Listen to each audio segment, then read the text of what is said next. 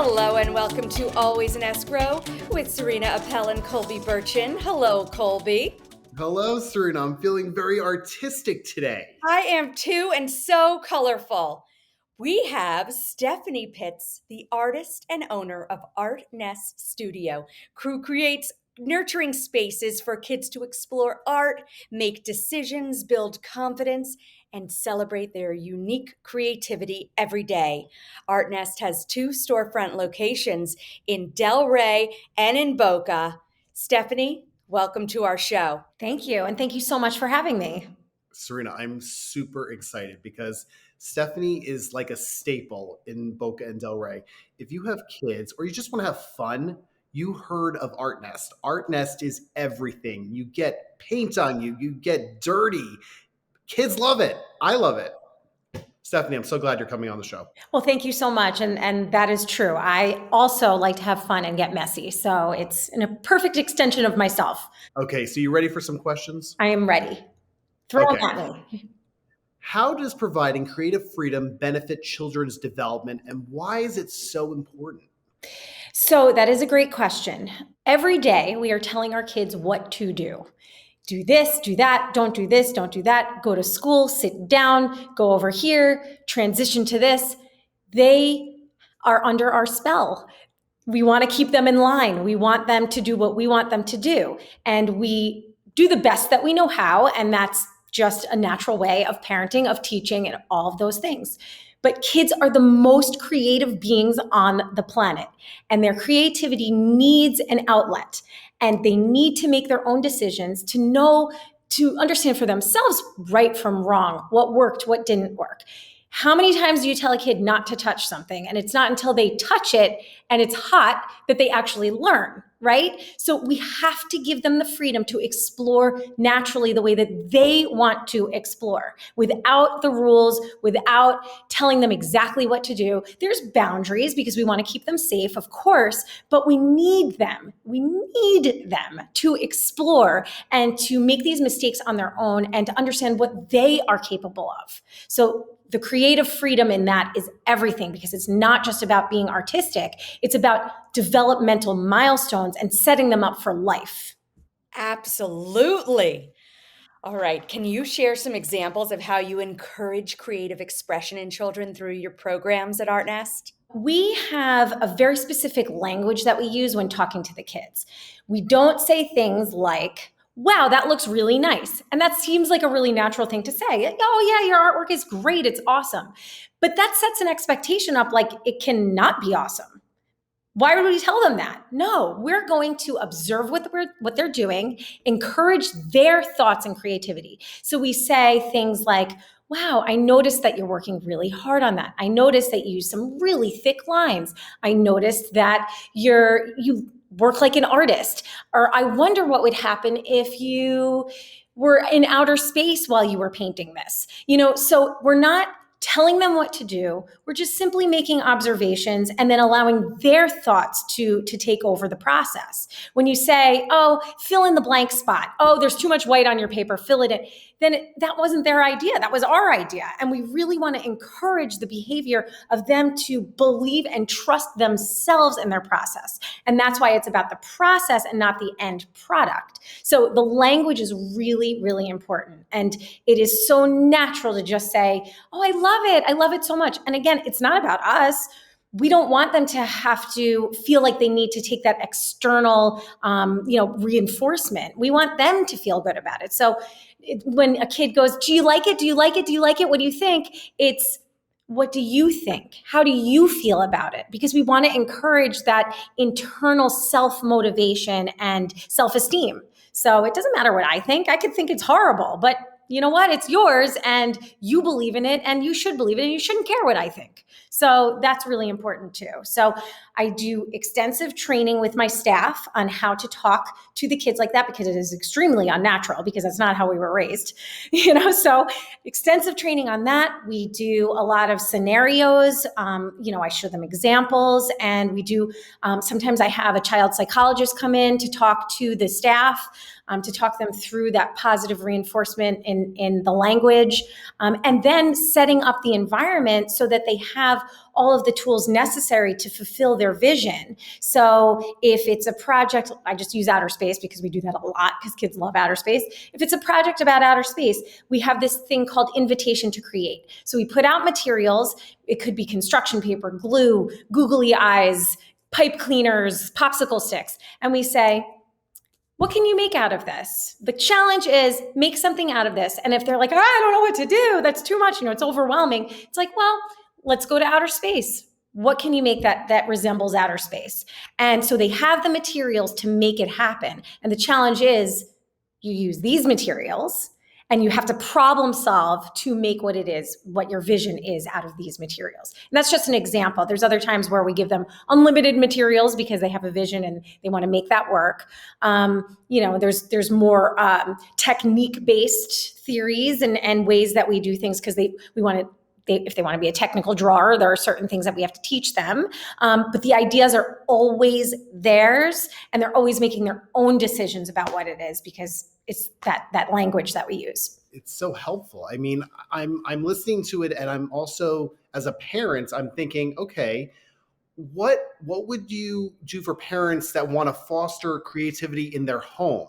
How can it be achieved? I think, first of all, just taking an interest in your kids' interests, which, we all do, but it's also just allowing them to do what they want to do for a certain amount of time. And it can be, you set up boundaries. So in my house, we have a craft room. It's an art room.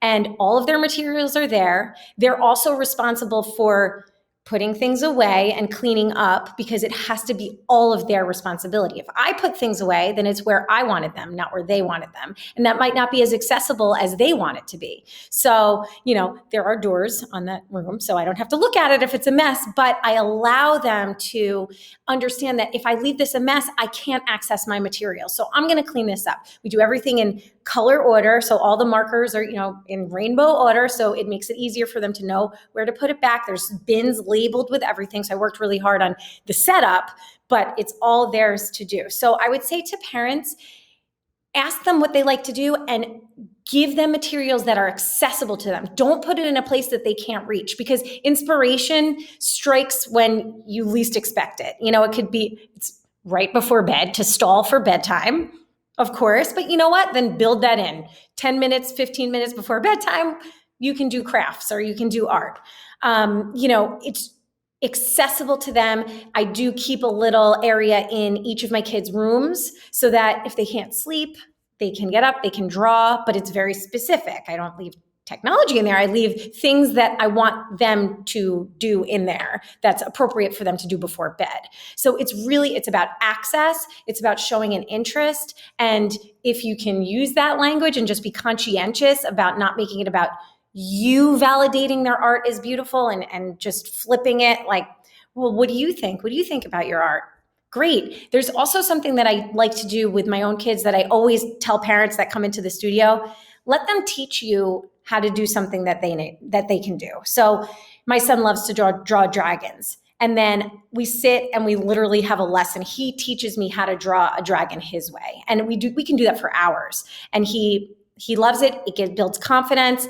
I say, thank you so much. I just learned something new, so they become the teacher. It's not just always you telling them what to do. They're empowered. They're empowered to do their art and to feel good about themselves. Certainly empowering and such kind language and supportive, and to start at such an early age. It's really beautiful, very, very supportive. Okay, so what exactly is process-based art and how does it differ from other forms of art education? Mm-hmm. Great question. And people always ask this question. And it's a very obvious answer, but it's very complex. So the obvious answer is process-based art is about the process and not about the final product. And there is product-based art that's about the final product and all the steps you need to take to get there. So we are process-based, which means exactly everything that I've been talking about. We foster the language for creativity. They worry about the process. We don't even talk about, what are you making? It's because it's not about what you're making, it's about what you're doing right now, living in the moment. So that's what we focus on. Now, there's a lot of confusion around, well, how do you actually teach them art if they're doing everything themselves? And the answer is that you can have traditional teaching and it still be process-based art. For example, we have an advanced techniques drawing class. And how are we going to teach them things if we're not telling them what to do, right? Like, that's really complicated. So, and we don't use examples, because if you show an example to a kid, what happens? They think that it needs to look exactly like that. Then it's not their work, and it puts pressure on them. If it doesn't look like that, oh, my artwork's not good, I didn't do it right. And we want to eliminate all of that. So we show them if it's a drawing class, we show them charcoal, pencils, ink, anything to draw with. We show them how to use the materials. We show them techniques like shading, light source, cross hatching, anything that, all the techniques, and we'll show them on something that isn't a final product. And then they practice it. And then at the end, it's like, okay, now create whatever's in your mind, whatever you want. We can give them a theme if they're having a hard time with it, something in outer space. And then use those techniques that we just taught you for your piece of artwork. So it's not guided. Here is a bird on a branch. You have to do this. That's not at all what it is, because that rips the creativity right out of it. And there's a time and a place for that. And I respect that kind of art. That's more instructor-led or teacher-led instruction.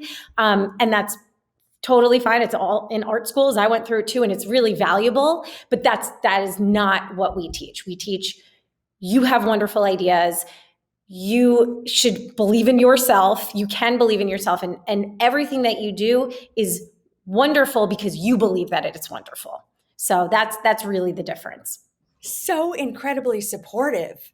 Oh, I love this approach. It's something that is not found in many places in life in general. Even if you think about adults, we have to do this. We're bound to our schedules. It's like a game of Tetris every day with our schedules, and we have to be here, we have to be there. It's like, when do we ever have that time to just be us and be free, and I want to teach that to the kids at a very early age, that this is equally as important as managing your time and getting things done and being a productive member of society. But I truly believe you can be a more productive member of society if you have this time and outlet to believe in yourself. You build your confidence, and then you're a better human, so it's something I'm very passionate about.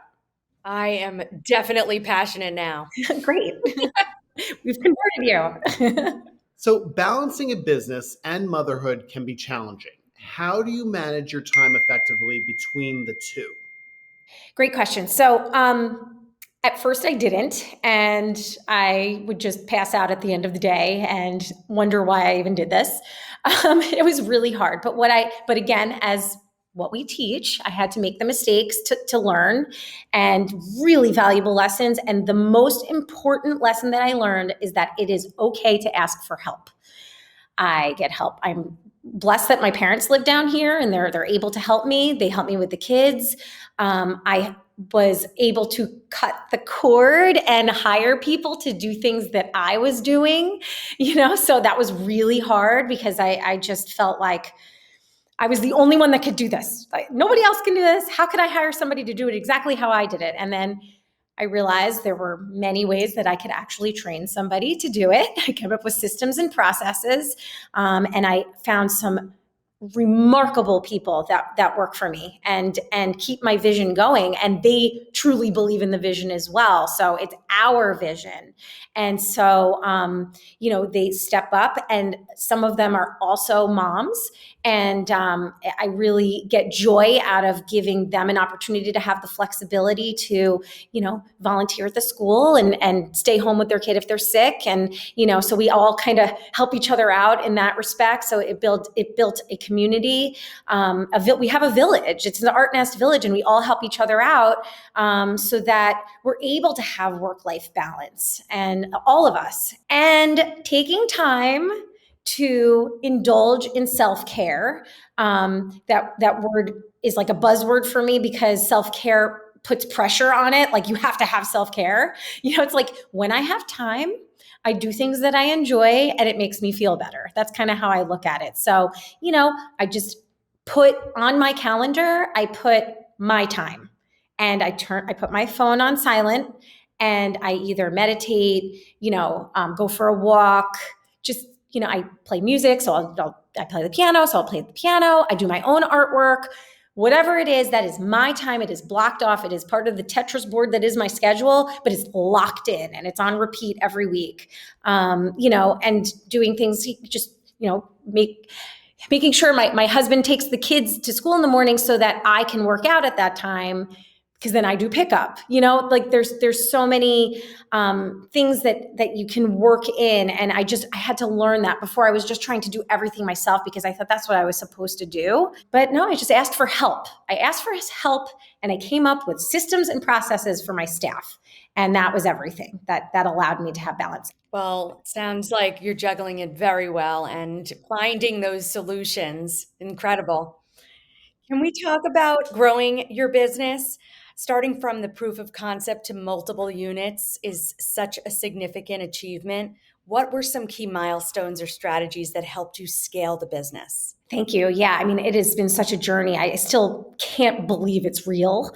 I took my passion and my side hustle and made it a business. But so everything that I've done out of passion. And I think that is the key to starting a business. If you're not passionate about it, you're not going to see it through, because it is a lot of work. And, there's things that you love to do, but there's also the things that you don't love to do that you have to do, and so we all have our strengths and weaknesses. And so if you're not passionate about it, it's hard to see the big picture of why you have to do the things that you don't want to do. But we started really small. And I think that was really important. And that's what created the success initially. We had a tiny location in Delray Beach. It felt like my living room. And it was my dad and I, and my dad's an artist. And we were like, oh, we'll just take a back room and work on our own art. And I'll teach classes to pay the rent and it'll be fine. And so we opened, and clearly it was a need in the community because we literally blew up. I mean, we were selling out. People were asking for things. It was incredible. We were so lucky, and it's such an amazing community in Delray. And, they really embraced us. So we were like, okay, we can either keep doing this, or we can take it as a sign and get a bigger location and fulfill the requests of the community. And so we decided to get the bigger location, which is our current Delray location. And then we started doing birthday parties and workshops and all different things. And then I decided, because at first I was only working when my kids were in school. I didn't do weekends. I didn't do after school, because I was like, I want to be there for my kids. No way. And then I hired my first person. And that was that cutting of the cord. Like, okay, if I want to grow, I've got to cut the cord. And so I hired, a few people to do the weekend birthday parties and then the after school classes. And that's when we really started moving. And it was just, after about 2 years in the Delray location, we listened to our community. They were saying, over here in West Boca, hello. So we opened in West Boca, and I was like, let's just do it. Let's just see what happens. We're doing really well in Delray. Let's do it. So, we opened in West Boca, and it just felt right. A lot of what I've done is not based on analytics. It's not, it was an intuitive feeling. We can do this. We got this. I am inherently a risk taker. So it was a calculated risk. Let's just do this. And then COVID hit. So we opened in 2019, November of 2019 in Boca. And then a few months later, it was COVID. That was actually, obviously it was a terrible time, but we learned so much. And that was, for me, a huge milestone, because what it said to me was, this business is about connection with the community, connection with the families, because we had so many people tell us that we were the only people that they trusted to keep their kids safe during the time. And they needed the kids to go somewhere because they needed to get out. And, we followed all safety guidelines. cleaned like crazy. We had services come in to clean and sanitize and everything. And, and they said, we only trust you. And they sent their kids, and we would have way smaller classes. It was like 8 to 10 kids in each class. It was the same kids every week. So they kept like pods and so what it taught me was, business is business, and you have to run a viable business, and numbers are really important, but the connection with the community is even more important. So we just always have our finger on the pulse of the communities. So, and here we have 2 studios, and I actually have a third warehouse space we have an offsite team, and we actually go into schools. So we're in a bunch of schools right now doing after school enrichments, and I finally have like a director of offsites and a whole enrichment team. It's like a whole separate set of teachers that goes out to the communities and the schools. So that's a wonderful business opportunity for us because there's no capacity limit. We just can keep going. We don't have the capacity of the studio holding us back. We just go and we go to the communities in the area. We'll go to the Boca Bridges, the 7 Bridges, the bridges, all the GL communities, and we put on splash events and we do offsite birthday parties. So I have a whole team for that. So we're constantly coming up with new ideas on how we can be creative in building the business. And so it's in a perpetual, knock on wood, perpetual state of growth since day one. So I'm curious, with all these birthday parties and all these gatherings you've done, can you share a memorable success story or moment from your journey as an entrepreneur? Yeah, I mean, every day is memorable. No 2 days are the same. But I would say really opening the Boca location was I felt like that was success to me. I had 2 locations in 2 years. Just genius. You're a genius for that. I'm telling you. Thank you. Yeah, I mean, it's I'm telling you, as a parent, it was amazing. Oh, thank you. Thanks. Yeah. And there's so many homes here. It's just all kid-friendly homes. And then I moved to this side. So I went from East El Rey to West Boca. So it made sense. But yeah, I mean, that was really monumental for me. And then every time I have a staff meeting, I literally get choked up in the beginning of the meeting because the amount of staff that I have almost 20 staff members. And that's insane. And I'm like, how? It just used to be me teaching every single class, doing everything, cleaning up, doing, talking to the parents, doing sales, doing marketing. I did all my own social media. Now I have a marketing firm, an outsourced firm. I have a director of offsites. I have a director of sales. I have a director of operations. And then I have a manager in Boca, a manager in Del Rey. And then we have our teachers. So that to me is the most epic moment for me every time I walk into a staff meeting. And I'm like, this is unbelievable, to me. Wow, what a place to work. What a place to experience. Your passion is infectious. It's incredible to see it coming through and to hear your story. Thank you so much for sharing. Okay, one last question. I mean, we can go on, but I want to know a little bit about what we can expect from the future of artNEST. Well, I am glad you asked because, like I said, I'm never satisfied.